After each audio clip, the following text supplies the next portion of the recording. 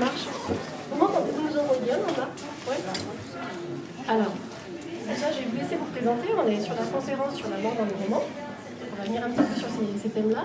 Donc, je vais déjà vous donner le micro chacun pour vous présentiez, vous expliquer un petit peu le style de roman que vous écrivez, d'où vous vient cette envie d'écrire, et si vous avez un métier à côté, vous affiez un métier à côté, enfin, vous présentez, quoi.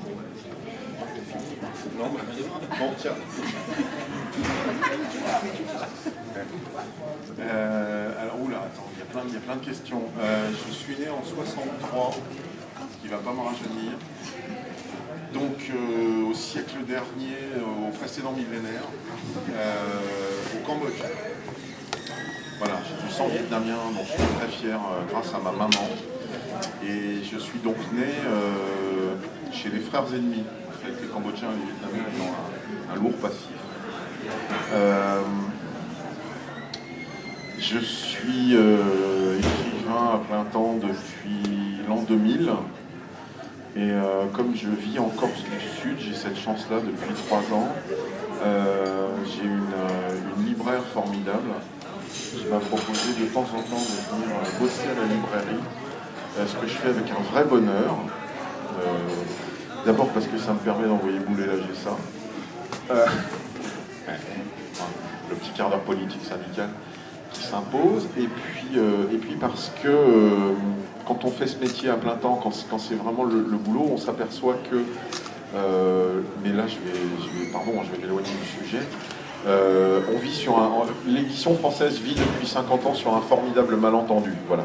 Ils ont réussi à nous faire croire que notre survie dépendait d'eux, alors que c'est le contraire.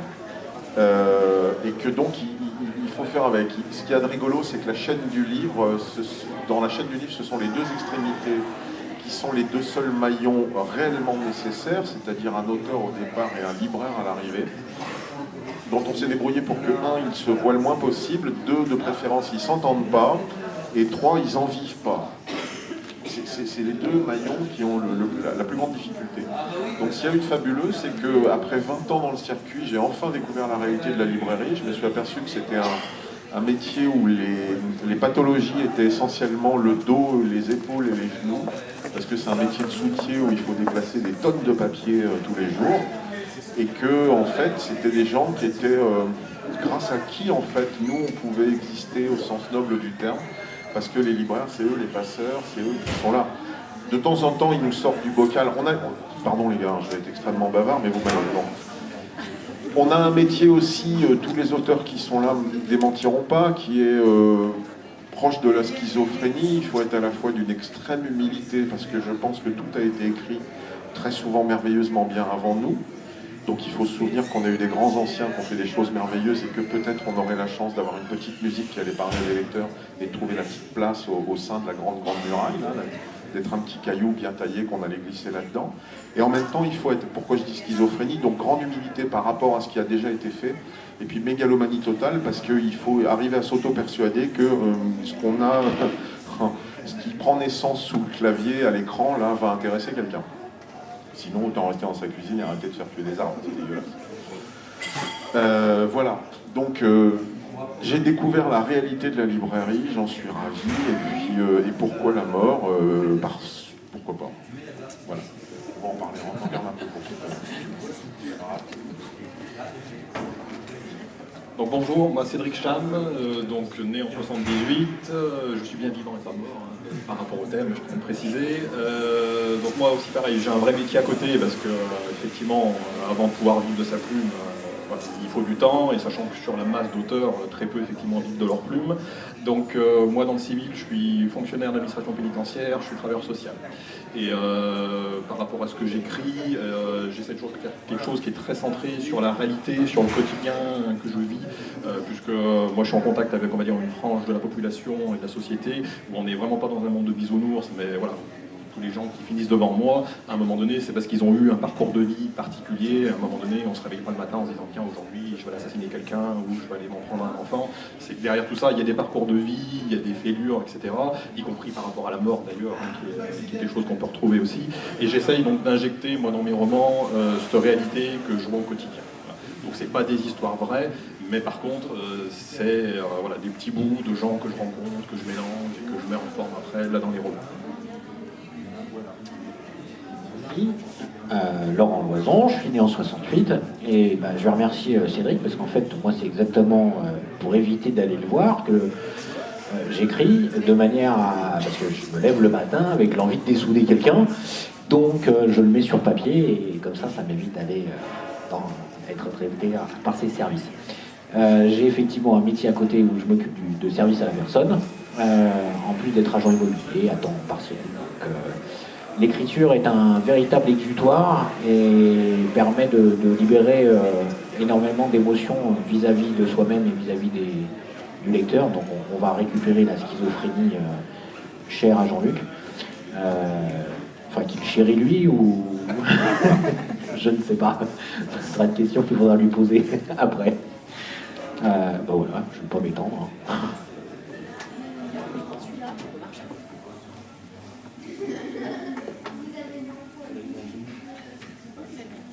Alors, pour en venir au thème, pour en revenir au thème sur la mort, donc vous l'abordez tous les trois de manière assez différente, voire même dans plusieurs romans, vous l'avez travaillé de manière différente aussi chacun. Donc, pour vous la travaillez plutôt de façon frontale, détaillée, ou vous préférez prendre du recul dans son aspect, dans son impact sur la vie de vos héros?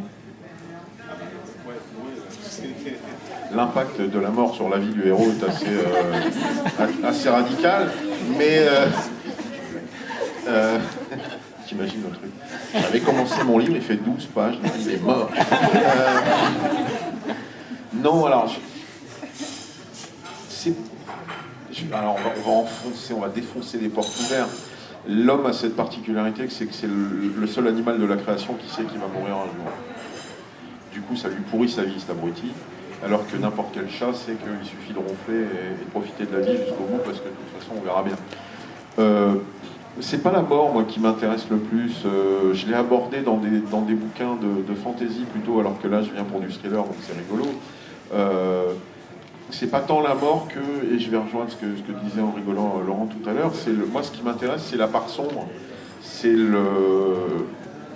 ce qui fait que le plus gentil, le plus doux des hommes peut d'un seul coup se transformer en tueur ou en... Voilà, du coup, on est confronté à la mort, mais c'est pas le sujet principal. Moi, j'ai fait une trilogie qui a systématiquement le mot ténèbres dans le titre, parce que, voilà, c'est la part sombre de l'humain, et pourtant, ce que je recherche tout le temps, mais dans la vie de tous les jours aussi, dans l'existence, c'est plutôt l'étincelle. Voilà, je pense que même dans la pire des raclures, la pire des ordures condamnées par la société, en cherchant bien, on va trouver une petite étincelle d'humanité. C'est ça qui m'intéresse. Ça ne veut pas dire qu'il ne faut pas l'enfermer, ça ne veut pas dire qu'il ne faut pas punir, ça ne veut pas dire que... Audiard disait cette phrase merveilleuse, les conneries c'est comme les impôts, il y a un jour il faut les payer. Ça ne veut pas dire ça, ça veut dire juste que j'essaie de trouver le verre à moitié plein. Donc oui, la mort c'est plus un ressort dramatique qu'une obsession ou un moteur dans les bouquins.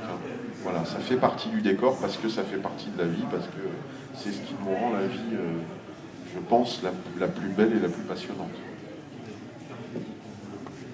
Du coup, ouais, on va enfoncer encore une porte, mais c'est vrai que la mort, finalement, c'est ce qui, on va dire, c'est le point commun entre n'importe quel être sur Terre. À un moment donné, si on a un point commun, c'est qu'on sait qu'un jour ou l'autre, on va mourir. Voilà. Et c'est dans une vie, la seule chose dont on peut être sûr que ça nous arrivera, on va mourir. Voilà. Donc forcément, c'est quelque chose qui peut se retrouver dans les romans, dans les thrillers, voilà, point de départ, un cadavre. Voilà. Donc là, la mort est forcément prégnante. Après, c'est pas forcément une thématique non plus voulue en tant que telle de travailler sur la mort, mais c'est plutôt travailler effectivement sur les fêlures, sur le deuil, sur ce qui peut se passer dans un parcours de vie et qui est brisé. Voilà. Si on prend mon premier roman, La Promesse, c'est vrai que ça part du décès de la compagne d'un flic.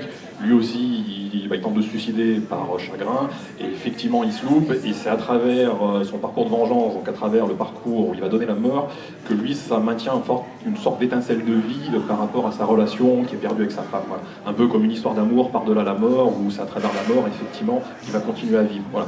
Mais pour reprendre ce que disait Jean-Luc, c'est plus un ressort dramatique au centre du récit, plutôt qu'une thématique développée tout le long. Vous parlez bien, les gars. mais c'est un métier. Bah, visiblement, je sais pas quoi dire, moi, maintenant. Bah non. Alors, j'ai juste envie de dire, en fait, c'est vrai qu'on sait qu'on va tous mourir, mais c'est en même temps ce qui fait que la vie est si belle.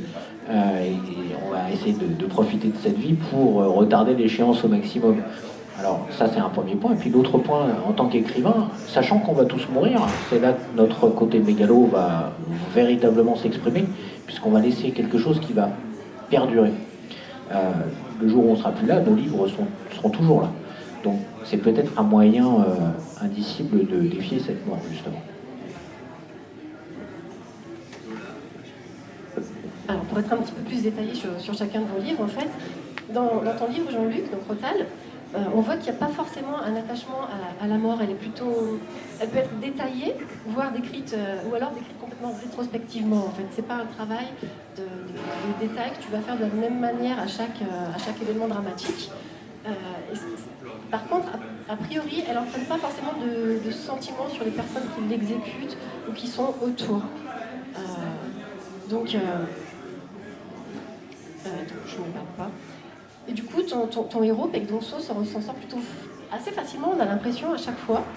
Et est-ce que tu n'as pas l'impression que tu vas le rendre trop invincible et risquer par là de lui faire perdre un peu de son humanité? Pour ce qui est de Crotal, je pense que justement c'est tout le contraire. Bon, alors pour ceux qui ne le savent pas, donc, dans la trilogie des Ténèbres qui démarre en Corée du Nord, il y a un personnage qu'on va retrouver dans toute la trilogie. Et en fait, la révélation a été faite dans le tome 2. Il y a une lectrice qui vient me voir et qui trouve qu'il est tellement attachant et tellement gentil, ce garçon. En fait, il est officier du renseignement nord-coréen. Ouais, je suis pas sûr que gentil et attachant, ça soit ce qui me vient en premier à l'idée. Donc, dans le tome 3, on va le voir à l'œuvre. Et en fait, ce bouquin-là, c'est ce qui me permet... on va revenir à l'étincelle. Pour moi, c'est son parcours de rédemption. C'est-à-dire que c'est un type qui n'a aucun sentiment, c'est un type qui a appris toute sa vie à se battre et à tuer et à torturer des gens. Donc, c'est son job, quoi. Il ne se pose pas de questions et ça lui fait quasiment ni chaud ni froid. Il n'y a pas d'ailleurs, il n'y a pas d'attaque, il n'y a pas de désir de vengeance, il n'est pas humain. Qu'est-ce qui fait que les gens tuent? Moi, j'ai un papa commissaire de police à la retraite et on a parlé un nombre incalculable de fois là-dessus. Il disait que c'était des choses d'un banal affligeant. C'est le coup de sang, c'est le coup de folie, ou c'est la jalousie, c'est la vengeance. C'est des trucs qui sont finalement au ras des pâquerettes. C'est nous qui allons, via le thriller, inventer des tas de raisons de tuer, mais très, très, très souvent les enquêtes sont résolues très vite parce que voilà, c'est toujours les mêmes motifs qui reviennent. Lui, il n'a pas de raison de le faire, c'est son job, il a été formé comme ça. Et puis, confronté à ça, parce qu'il y a d'autres parcours, parce qu'il va croiser d'autres personnages, le paradoxe, c'est qu'il va s'humaniser, il va découvrir petit à petit des choses en lui qu'il ignorait jusqu'à présent. Et que ce que j'ai bien aimé dans ce livre-là, c'est que c'est à la fois un personnage important, mais curieusement, c'est pas le personnage principal du bouquin, c'est pas lui. Lui, il est qu'une espèce d'instrument comme ça du destin, et voilà, il va réagir plus qu'agir à 2 ou 3 situations. Enfin, dans l'ordre. Cédric, toi, tu as fait 2 livres jusqu'à présent. Dans ton premier, donc tu l'as dit toi-même, La promesse, la mort, c'est le point de départ de ton histoire. Par contre, dans le deuxième, on a plutôt l'impression, quand on lit les 2 livres, l'un après l'autre, ça fait comme une parenthèse en fait. Donc est-ce que pour toi la mort, tu l'as traitée comme une parenthèse justement dans ces 2 romans à la suite? Ou bien est-ce que tu l'as plutôt appréhendé comme un cycle avec un début, une fin ou carrément un recommencement? Alors, sur le premier, on va être effectivement plus sur une sorte de recommencement où, comme je disais tout à l'heure, voilà, une tentative de suicide loupée, il se réveille, il se rattache à la vie là comme il peut, et effectivement pour lui, l'étincelle de vie sort entre guillemets de la mort, et c'est ça qui va lui permettre de continuer à avancer, de continuer à maintenir la relation avec sa femme qui est morte. Donc là on est plus sur un cycle. Sur le deuxième, on va dire, c'est plus une sorte de fatalité. Pour expliquer un peu pour ceux qui n'ont pas lu le deuxième, là je suis sur des parcours de vie, de gens entre autres qui sortent de détention, par rapport à Driss par exemple, qui il a 40 ans en maison d'arrêt, il se dit que c'est le moment d'arrêter, il veut repartir à zéro, et tout le parcours, ça va être est-ce qu'il va réussir effectivement à échapper à ses travers, à échapper à la cité dans laquelle il a grandi, etc. Et effectivement la mort, dans celui-ci, c'est plus une sorte de coup près qui tombe, dans le sens où le parti pris de ce roman, c'était de dire qu'à un moment donné, quand on fait des choix de vie, assumés ou pas, réfléchis ou pas, on finit toujours par payer à un moment ou un autre. Il y a toujours des conséquences sur ce qu'on fait. Et sur les personnages dans du barbelé, entre guillemets, c'est ça. C'est qu'à un moment donné, ils ont eu un parcours, ils ont fait des choix, et peut-être des années plus tard, à un moment donné, ils vont finir par payer. Voilà. Donc on n'est pas sur tout à fait la même approche de la mort, effectivement. Sachant que dans le premier, il y a aussi un petit lien spirituel qui est fait, entre guillemets, entre autres à travers plus ou moins l'âme de la compagne morte du flic, qui est plus ou moins là, incarnée, entre guillemets, dans un oiseau. Il y a une scène d'expérience de mort imminente. Voilà, donc la mort est beaucoup plus traitée dans le premier.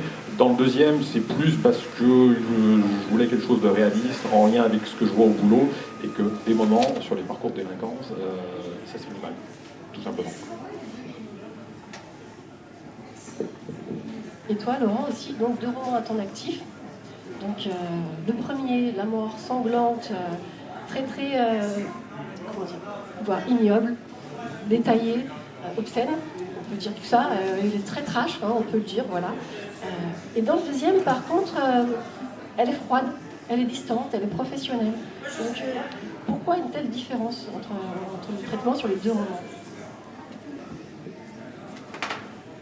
Tout simplement pour montrer toute sa beauté. Il n'y a rien de plus beau qu'une belle mort froide ou une belle mort avec une bonne torture. C'est le principe d'un écrivain de thriller. Non, les morts sont traitées de manière très différente, tout simplement parce que les enquêtes sont différentes. La cruauté dans Charade est nécessaire pour que l'énigme tienne sa place. C'est-à-dire que sans cette cruauté, il n'y a pas d'énigme, les personnages n'ont aucune raison d'être là au moment où ils y sont. Donc, elle fait partie de l'intrigue générale. Dans Cyanure, comme il n'était pas question nécessaire de refaire du tragiquement difficile à lire, on est face à des tueurs qui sont méthodiques, qui sont froids, un petit peu plus proches de ce que Jean-Luc vient d'expliquer, même si c'est pas du tout les mêmes origines qui ont provoqué ça. Il n'y avait aucun intérêt de faire du sang pour du sang. Donc, ces tueurs dans Cyanure sont méthodiques et précis, plus que voilà, on agit par pulsion et par envie mégalomane.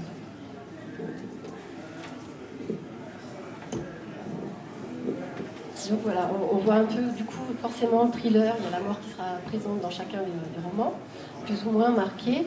Est-ce que, Jean-Luc, tu as déjà fait d'autres styles d'écriture, forcément, tu l'as maintes fois prouvé, mais est-ce que tu aimerais y revenir à d'autres styles? Et vous, les garçons, est-ce qu'un jour vous envisagez de faire une autre forme d'écriture? Alors moi je suis en train d'y revenir là, parce que je travaille avec Jérôme Vincent d'ActuSF. Donc je suis en train de revenir et à la fantasy et à une certaine forme de science-fiction. Mais ça m'a jamais quitté en fait. Ce que peu de gens savent, alors depuis 95, date de la sortie de mon premier album jeunesse, j'ai publié un peu plus d'une centaine de titres. Bon, il n'y a pas de quoi écrire une thèse non plus, il y a 70 albums, ça fait le compteur, mais il y a surtout un truc dont je suis très fier, c'est que j'ai fait, je ne sais plus combien, presque 20 romans sous pseudo, aux éditions de Feu Gérard de Villiers. J'étais très content de moi. Et en fait, c'était du grand n'importe quoi, c'était ma récré à moi. Donc il y a une série, je crois, de 10 ou 11 titres qui se passent dans une espèce d'univers médiéval où je vous demanderais, si jamais vous tombez dessus, de ne pas chercher le réalisme historique, hein, c'est assez fantasmé. Et puis une série complètement délirante avec des tueurs de monstres. Donc là, pour le coup, on était confronté à la mort. Et le type est une espèce de fou furieux, c'est un ancien de la guerre des Balkans, c'est un Serbe. Il est ultra violent, raciste, homophobe, un garçon tout à fait charmant. Et plutôt que de virer serial killer, il se fait embaucher par une société secrète qui sait que les monstres existent. C'est-à-dire, ce qui nous permet à tous de dormir tranquillement, c'est que, en fait, les vampires, les loups-garous, tout ça, ça existe. Mais il y a des gens qui sont payés pour les dégrader. Et donc lui, ça lui permet de mieux vivre, en fait. Voilà, son sport national, c'est d'aller tuer du monstre tous les soirs. Et donc là, je suis en train d'y revenir. Alors, je n'ai pas de bois, c'est dommage, j'en ai aussi là. Je touche du bois. J'espère que ça va pouvoir ressortir cette fois sous mon nom. Parce que ça m'amuse, je n'avais pas du tout honte. Mais en France, c'est un peu particulier. Quand tu écris pour la jeunesse ou quand tu fais des romans sérieux comme ça, les éditeurs ont du mal à te voir. Ils ont peur que ça brouille les pistes de changer de cap comme ça. Et comme c'était des histoires un peu décalées, pour le moins, avec des jeux de mots complètement stupides et de l'ultra-violence, ils avaient peur que le lecteur, par exemple, qui m'avait croisé aux éditions 10-18, soit un peu perturbé. Alors pour te donner quand même une idée, je vais juste te donner 2 titres de la série pour que tu vois le niveau. Le premier, comme c'était des histoires de loups-garous, ça s'appelait Mastication, et entre parenthèses, Aiken Ghetto, Mastication, ça me faisait rire. Et puis un autre titre, c'est Aliens, par exemple, point d'exclamation, entre parenthèses en dessous, pour qu'ils reviennent. Voilà. Pas sûr que ce qu'il y avait plus fréquentable, mais c'est comme ça. Donc ça ne m'a jamais quitté. Moi, en termes d'écriture, pour l'instant, je reste à peu près dans la même ambiance, entre guillemets, sur les 2 prochains manuscrits qui sont en cours de rédaction ou de correction. Tout simplement parce que moi, aujourd'hui, j'ai dû... déjà, moi, pour répondre à ta toute première question, l'écriture, moi, est venue de la lecture. Depuis que je suis tout petit, toujours un livre de poche. Au bout d'un moment, j'ai eu envie d'écrire mes propres histoires. Et une fois de plus, moi, je suis très imprégné de ce que j'ai vu au travail. Et à un moment donné, j'ai du mal à sortir de cette réalité, de ce monde-là pour l'instant. Je pense parce que j'ai aussi des choses à dire dessus. Donc, je suis plutôt dans la même veine. Après, pourquoi pas effectivement ouvrir plus tard. Mais sachant que voilà, je suis beaucoup moins fan de tout ce qui est science-fiction, de fantasy, même si en tant que lecteur, je peux en lire. En tant qu'écriture, je me sens pas forcément légitime à partir là-dessus, entre guillemets. Ouais, bah moi j'ai écrit Céline, petite fille modèle, en ce moment, ça me paraissait pas mal, je pense pas que ça va sortir. Plus sérieusement, non, j'aime le côté du thriller pour plein de raisons, parce que je trouve que c'est un excellent prétexte pour pouvoir mettre un second niveau de lecture. Les thèmes qu'on peut brasser dans un thriller sont sans fin, parce que même si le sujet est le même, un méchant qui dégomme à tout va, on va pouvoir utiliser toutes les raisons qui l'animent pour pouvoir mettre un second niveau de lecture. Donc, dans Cyanure, on parle du jugement, voilà, c'est un prétexte. Quelque part, ça permet de se dire, on fait de la philosophie de patronage, mais en même temps, qu'est-ce qu'il y a de plus intéressant de se dire que le lecteur, lorsqu'il a reposé son livre, peut continuer d'y penser, et éventuellement se dire, tiens, je vais aller chercher un autre sujet de réflexion. Donc voilà, c'est pour ça que je pense que je vais rester dans le thriller pour cette raison-là. Et sinon, votre motivation première quand vous commencez à écrire, à trouver une idée, est-ce que c'est quelque chose qui est plutôt personnel, un besoin d'évacuer des choses qui sont en vous avant de passer à l'action, tu disais tout à l'heure Laurent, ou est-ce que c'est parce que vous avez envie de faire passer des sentiments, des sensations à vos lecteurs, ou est-ce que c'est parce que vous voulez faire passer un message justement et que les livres sont là pour ça?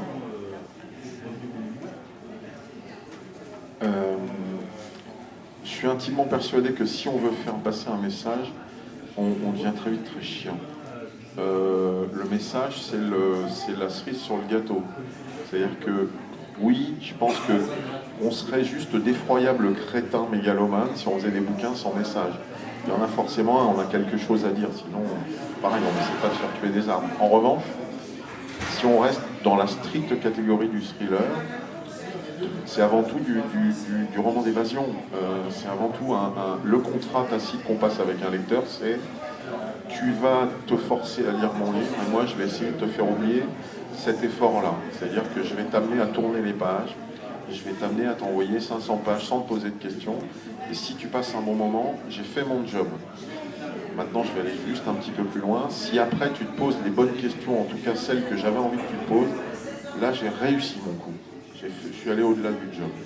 Je pense que le thriller aujourd'hui, c'est et on en parlait hier, la littérature générale, pendant des années, a tenu le haut du pavé parce que ces gens-là nous parlaient de la vie, de notre place dans la vie, dans le monde et dans la société. Et nous permettaient de réfléchir à ce que nous étions, sous couvert d'histoire. Et puis ils ont eu l'idée géniale, il y a à peu près 20 ans de ça, à l'époque où le thriller était, pour vous donner une idée, hein, Chatham il démarre en 2002, hein, c'est récent. Hein. Avant il n'y avait que Granger en France, et puis les anglo-saxons qui faisaient du thriller. À cette époque-là, pour réfléchir sur la vie, il n'y a que la blanche. Et à la même période, il y a Christine Angot, Catherine Millet et compagnie qui ont une idée géniale, elles se mettent à nous parler de leur nombril, puis tout ce qui gravite 30 cm autour. Et tout le monde s'engouffre là-dedans, et c'est génial parce que du coup, ils oublient de nous raconter des histoires. Bon, ils nous parlent de cul, certes, mais ils oublient de nous parler de la vie, quoi. Et du coup, les auteurs thrillers font non, mais bougez pas, mesdames, messieurs, vous inquiétez pas, on va s'en occuper. Donc, hop, on récupère le bébé, et puis c'est maintenant, aujourd'hui, via les auteurs de thrillers, qu'on peut s'interroger sur la vie, sur la société, sur les aberrations du monde contemporain. Mais tout ça, ça ne passe que sous couvert de bonnes histoires. Quand je rencontre des gens en salon qui me disent qu'ils ont bien aimé l'histoire et que je m'aperçois qu'ils sont passés à côté du vrai sujet, c'est pas grave, du moment qu'ils ont passé un bon moment. Par contre, j'ai jamais autant de bonheur que quand on va parler du sujet planqué, parce que là je me dis tiens ouais c'est bon, t'as vraiment réussi ton job. Tout à fait d'accord avec Jean-Luc. Moi, c'est le même principe. Je pense que le point de départ, c'est quelque chose que j'ai besoin de raconter ou que j'ai envie de raconter. On est effectivement sur de la littérature qui se veut aussi à un moment donné d'évasion, voilà, faire plaisir aussi aux lecteurs, hein, on va dire un plaisir immédiat avec du suspense, de l'action, voilà. Et après, par-dessus, il y a forcément aussi une petite couche où on a quelque chose à dire, à faire passer. Et exactement, voilà, quand le lecteur arrive non seulement à prendre plaisir, le plaisir brut de la lecture par rapport à l'histoire, et en plus, si ça peut lui permettre effectivement de découvrir quelque chose ou de se poser une question en plus, voilà, on est les plus heureux du monde, effectivement, c'est là où on va dire on a rempli le contrat jusqu'à la fin, et c'est ça qui pousse à avoir envie de continuer à écrire derrière, raconter d'autres histoires, aborder d'autres sujets. Donc je pense que tout est intimement lié, effectivement. Merci, vous avez répondu à la question. Donc, est-ce que c'est un exutoire? Alors, pour Charade, oui, c'était un exutoire. Maintenant, pour Cyanure, je suis motivé que par une chose. Le matin, je me réveille, je me demande comment je vais dégommer Jean-Luc et Cédric, parce qu'ils piquent des parts de marché, hein, il n'y a pas d'autre solution. Donc, ouais, non, j'ai rien d'autre à ajouter. Ce qu'ils ont dit était simple et brillant, donc je ne vais pas me permettre de dire quoi que ce soit d'autre. Est-ce que parmi vous, quelqu'un aurait des questions? N'hésitez pas, c'est le moment. Les mordus, là-bas. Non? Alors, est-ce que vous avez des choses que vous voulez dire par contre par rapport au thriller, par rapport aux ambiances, par rapport à l'écriture, au métier d'écrivain en général? Des choses qui vous tiendraient à cœur à dire. Allez, ça va être passionnant. Alors, ouais, sur Facebook, j'ai déclenché sans le vouloir une espèce de polémique en parlant du métier d'écrivain. En faisant une différence entre écrivain et auteur et tout. Alors c'était maladroit, mais alors le drame c'est que j'ai fait un post en 5 minutes, juste parce qu'il y avait un truc qui me passait en tête, et je crois que j'ai battu mon record de réponse. Il y a 600 blaireaux qui sont arrivés avec des baïonnettes. Non, attends, tu rigoles. Il y a 600 blaireaux, j'insiste sur le mot, qui sont arrivés avec des baïonnettes parce qu'ils n'avaient même pas lu le truc, enfin, ou ils l'ont pas compris, ou ils ont cru que je les connaissais. Je savais même pas qui c'était. Tu sais, t'as du Gilbert Dujou, auteur, qui arrivait en beuglant et tout, en m'insultant. Écoute, gamin, je te connais pas, j'ai jamais entendu. Je parlais pas de toi, je ne t'en veux pas, c'était pas grave. J'expliquais juste que c'était un métier. Donc, il y avait une espèce d'astreinte comme ça, et que quand on rentrait dans ce cadre-là, plutôt que par rapport à l'auto-édition, c'est autre chose. Je ne suis pas en train de dire c'est pas bien, ou c'est nul, ou ceci ou cela. Je m'en fous, je ne suis pas dans un jugement de valeur.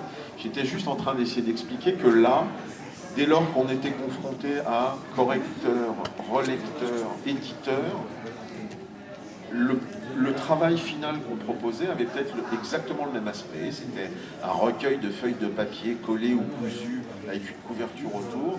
C'était forcément pas le même résultat. Ça ne veut pas dire que parmi les auto-édités, il n'y a que des crétins congénitaux, il y a des types qui sont, et des nanas qui sont formidables. Et la preuve, ce qu'il y a de rigolo, c'est que d'un seul coup, ils se dépêchent de réintégrer le circuit normal. Donc, il y a peut-être une petite interrogation à se poser. Et puis voilà, Alors c'est rigolo parce que les gars ont cru que je venais étaler ma science, donner des leçons. J'essayais juste de faire prendre conscience des difficultés de ce boulot.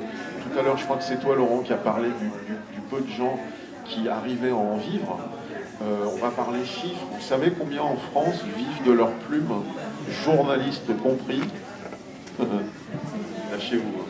Je vous donne un indice, c'est un chiffre, hein, pas un nombre. Voilà. Alors j'en ai fait partie. Aujourd'hui, je travaille 15 heures par semaine, donc je suis même plus un écrivain, la honte. Je travaille 15 heures par semaine à la librairie et en plus ça m'apprend plein de choses, donc j'en suis ravi, mais j'en ai fait partie pendant plus de 15 ans. Nous étions, j'en faisais donc partie à l'époque, 7% journalistes compris, à vivre de leur plume. Ok, tous les autres, ils ont un mari, une femme, un compagnon sympa, ou un métier, ou des parents riches. Voilà. Non, mais c'est compliqué, c'est un truc, les gens s'en rendent pas compte. Donc, ouais, c'est une astreinte, c'est un truc comme ça. Moi, 5-6 jours par semaine, parce que je bosse à la librairie que l'après-midi. Je me lève tous les matins avec une vraie jubilation, parce que je sais que je vais être enfermé dans un bureau avec ma musique et que je vais essayer d'inventer des histoires. Donc voilà. Et puis c'est pareil, quand je vais rencontrer des enfants dans les collèges, dans les écoles, pour les bouquins, il y a des rencontres scolaires, et qui sont persuadés que c'est un métier formidable, je leur explique que c'est compliqué. Quand j'ai abordé ce métier, avant j'étais enseignant 15 ans, pas de problème de vacances, de salaire qui tombe à heure fixe et compagnie, ça allait bien, je gérais, je pouvais écrire. Et puis je me suis mis à ne faire que ça. Et j'étais d'une naïveté absolue, j'étais persuadé que ça allait être la belle vie, j'allais me coller à la terrasse des cafés avec des potes quand il ferait beau, on regarderait les filles sublimes passer sous le soleil, et puis de temps en temps il y aurait une espèce de muse qui viendrait, un copain s'était moqué de moi, il voulait que j'installe une étagère, tu sais, à mi-hauteur sur le mur, avec la muse qui vient cochonner, la muse de l'écrivain, tu sais, qui vient faire des coucous et tout. Et en fait, non, mon plan com a dû merder quelque part. J'ai jamais autant bossé tout seul à me poser des questions et à ronchonner pendant des plombes. Un autre truc, ça fait super plaisir. En même temps, vous imaginez pas à quel point ça nous fait mal au dos. Quand vous venez en disant « J'ai adoré votre bouquin, je l'ai lu en une nuit ». Mais j'aurais adoré l'écrire en une nuit. Ça me touche vraiment, mais ça fait 6 mois, je suis dessus. Prends le temps, lis 3 pages à la fin, fais-nous le plaisir, s'il te plaît.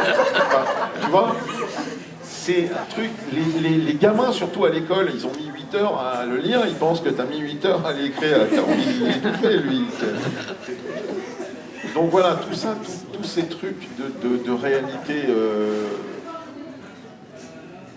économique, j'allais dire, et puis quotidienne, ouais, il faut en parler. Et je vais régulièrement, il y a les mordus de thriller, là, ils sont plus de 20 000, c'est génial, je vais régulièrement sur le site.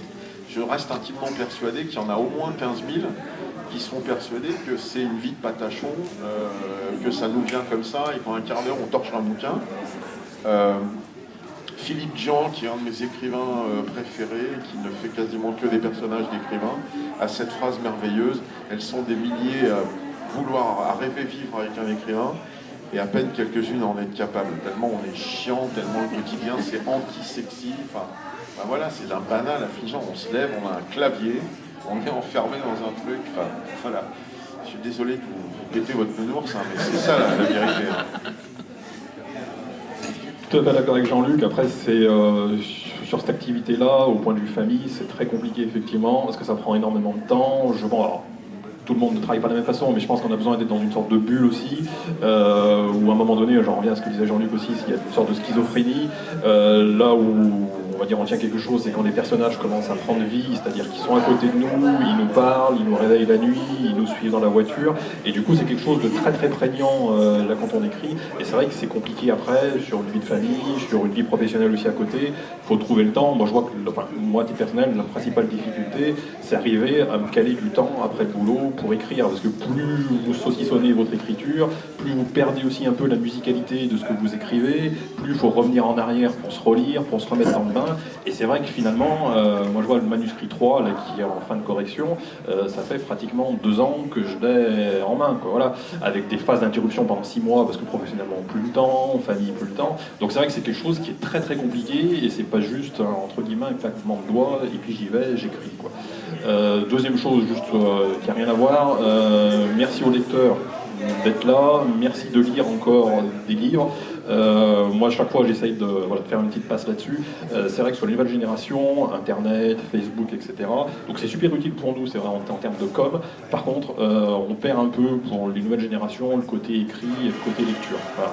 Donc si vous avez des enfants, n'hésitez pas, faites suivre l'écriture, faites suivre la lecture. C'est quand même quelque chose qui permet à la fois, une fois de plus, d'avoir un plaisir ludique, tout en potentiellement aussi apprenant des choses, en découvrant le monde. Une fois de plus, Jean-Luc, sur la Corée du Nord, c'est super intéressant à découvrir aussi. C'est une vraie réalité, c'est quelque chose dont on parle pas forcément. Aux infos, on en parle, mais avec une vision très particulière, journalistique, etc. Donc voilà, il y a plein de choses à découvrir à l'intérieur des romans, de l'écriture. Donc vraiment, merci de lire et merci de faire suivre derrière pour les futures générations. Je pense que ça fait du bien aussi de lire.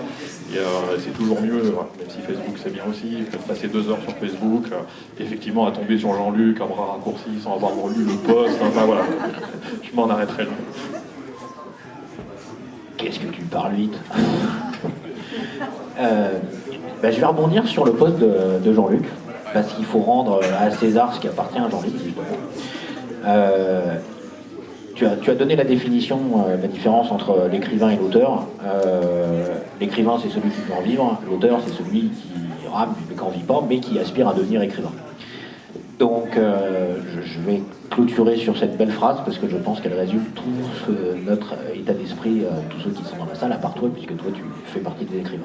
Mais, en tout cas, tu as pu réaliser ce rêve que nous avons tous. Tu sais,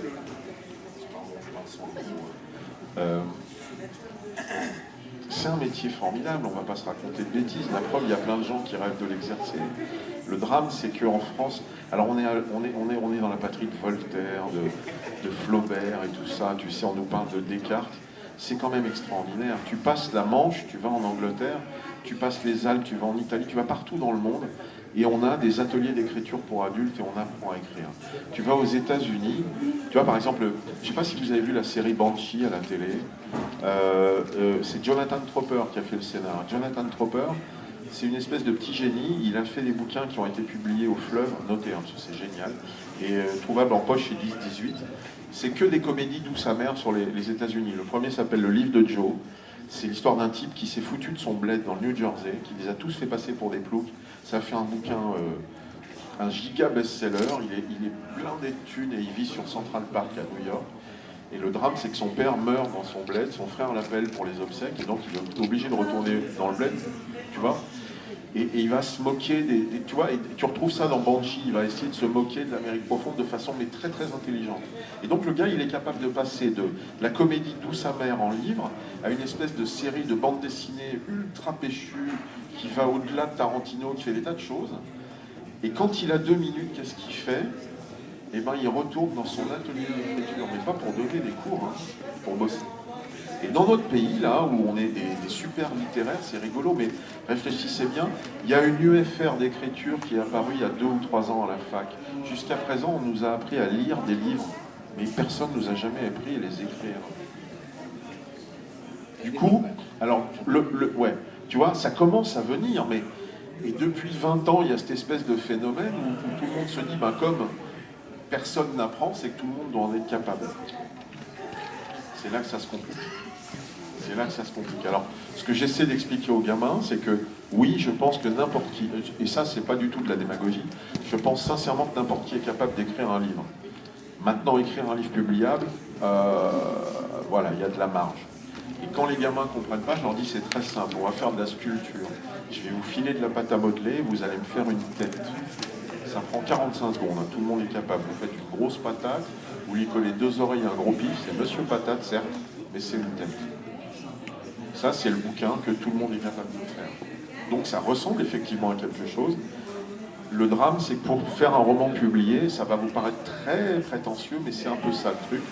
C'est de dire au même gamin, attends, sans me le dire, tu dois arriver à me faire deviner qui dans la classe tu as sculpté là.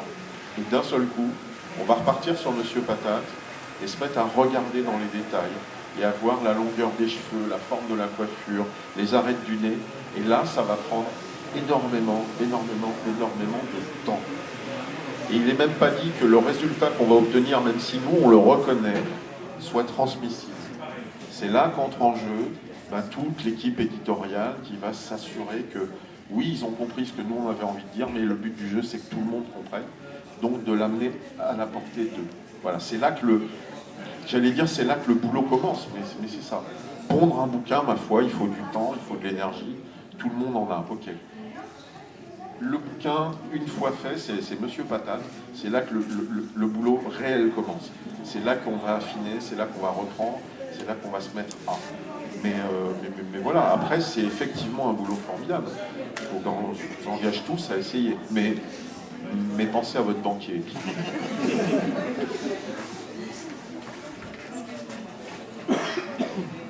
Donc du coup, on va profiter de tout ce que tu viens de dire pour parler de la masterclass que tu vas animer bientôt.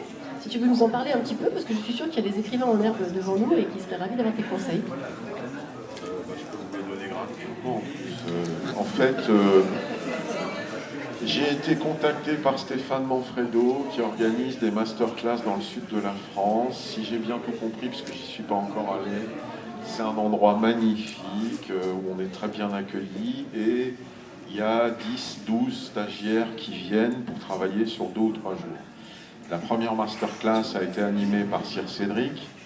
Les prochains sur la liste, c'est Eric Lhomme, c'est Pierre Bordage, c'est moi, enfin on est 4 ou 5. Je ne sais pas si j'ai plein de choses à apprendre à quelqu'un, mais en tout cas, je pense sincèrement qu'il faut partager.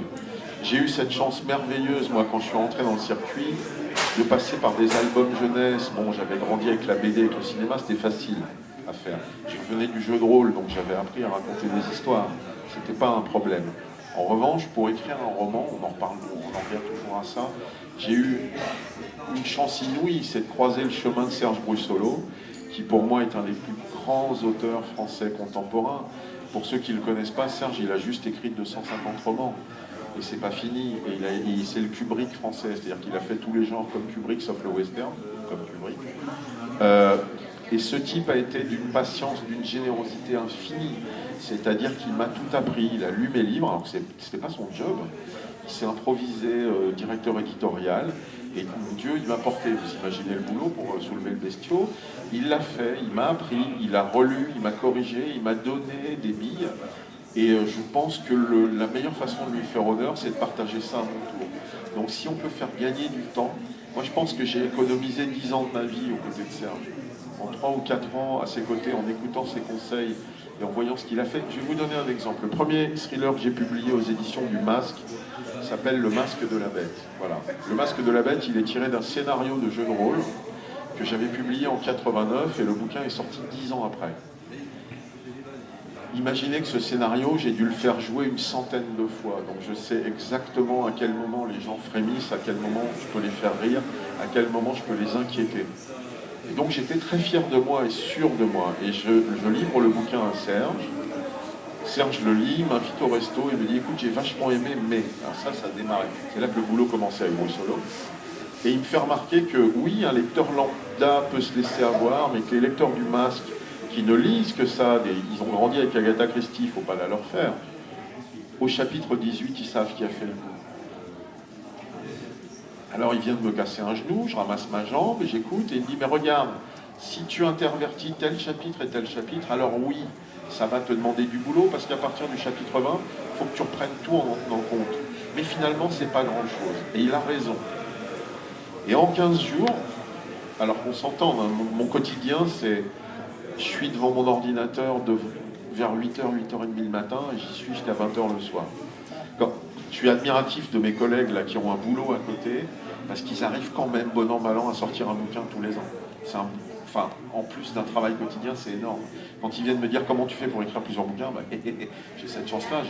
Voilà, quantitativement, c'est le même temps, mais j'en ai plus. Et Serge va m'apprendre le truc, le bouquin sort. Et j'ai des copains qui aussi ont fait jouer ce scénario 10, 20, 50 fois, qui vont m'appeler 3-4 jours après en me disant « Dis donc, jusqu'à la fin, on a cru que tu avais changé le coupable ». Et c'est Serge, sa mécanique qui m'apprend ça. Et à partir de là, bah, oui, si ça on peut le transmettre, si ça on peut si ça on peut échanger et juste remettre les gens dans les rails, parce que quand l'énergie est là, quand l'envie est là, ma foi, il n'y a plus grand chose à faire. Il faut juste peut-être avoir les quelques conseils qui permettent d'avancer. J'ai une autre chance inouïe, c'est qu'après Bruit Solo, j'ai intégré la Ligue de l'Imaginaire. Vous imaginez qu'il y a quelques oiseaux là-dedans qui connaissent bien leur boulot. Et notre grand bonheur, c'est quand on se retrouve chez Bernard Werber pour voir du vin chilien. Ouais, c'est une épreuve. Après, on parle popote, on parle technique et on s'admire tous les uns les autres et on est surtout copains, vraiment. Il n'y a pas de concurrence. Donc là, on progresse aussi à chaque fois. Parce qu'on va s'échanger des trucs, parce que Chatham, Minier, Manouk, Lovenbruck, tous ces gens-là, ils ont tous des résultats formidables et ils ont tous un chemin différent pour y arriver. Et donc quand on les confronte, ben, il y a une espèce de trame comme ça qui se met en place. C'est pas un secret, donc si on peut les partager au sein de masterclass, ben, ma foi, on va le faire. Pour ceux qui seront en région parisienne à la fin du mois, les masterclass, on va en faire avec, excusez du peu, Bernard Minier, Yann Manouk, Mireille Calmel, David Cara, ils vont tous se prêter au jeu et on les fait dans des conférences comme ça, à essayer de partager. Parce que, ma foi, on a eu la chance de croiser des gens qui ont été généreux, il ne manquerait plus qu'on ne soit pas à notre tour. Je ne sais pas encore, parce que je ne suis pas l'organisateur, mais oui, si c'est filmé, de toute façon, ce sera en ligne, bien sûr, il n'y a pas de souci. Eh bien, je vous remercie tous les trois. Je vous encourage à aller les découvrir sur leur stand, profiter des dédicaces et de leur présence sur tout le week-end. Et puis, merci beaucoup.